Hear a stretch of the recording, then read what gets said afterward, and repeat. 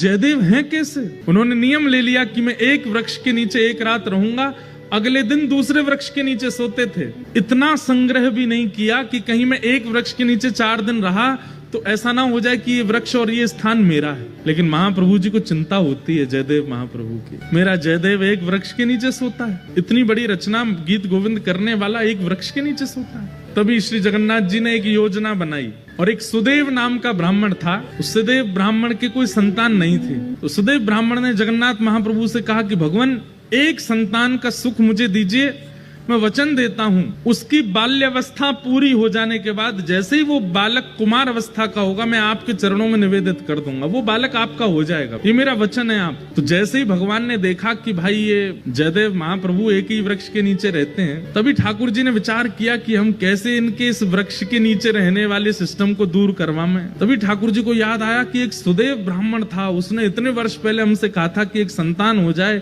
वो हमें अर्पित करेगा। ठाकुर जी की कृपा से उस सुदेव ब्राह्मण के एक पुत्री ने जन्म लिया। महाप्रभु जी ने विचार किया कि उसकी पुत्री अब विवाह के योग्य हो गई है। महाप्रभु जी ने उसको स्वप्न दिया सुदेव ब्राह्मण को, और स्वप्न में जाकर के उसको याद दिलाया कि तुमने हमसे कहा था एक संतान होगी तो तुम हमको अर्पित करोगे, तुम्हारी बेटी हुई, अब भूल गए अपना वचन। अगले दिन ही सुदेव अपनी बेटी लेकर के महाप्रभु जगन्नाथ जी के सामने गया।